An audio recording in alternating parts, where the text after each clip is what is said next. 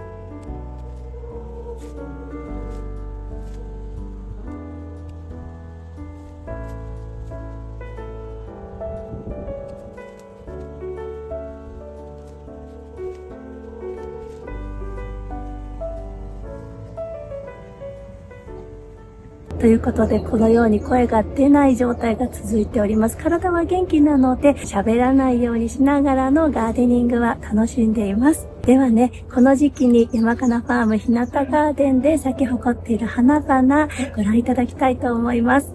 どうぞ。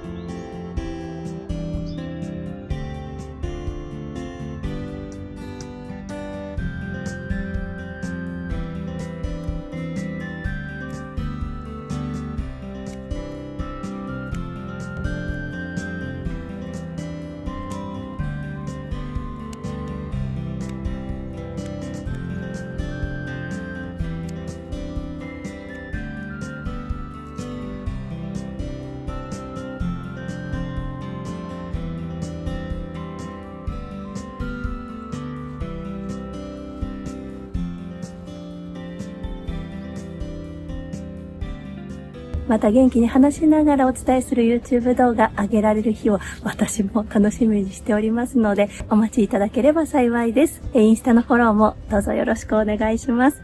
それではまた次回の動画でお会いしましょう。皆さんも暑い日が続きますのでご自愛くださいね。バイバーイ。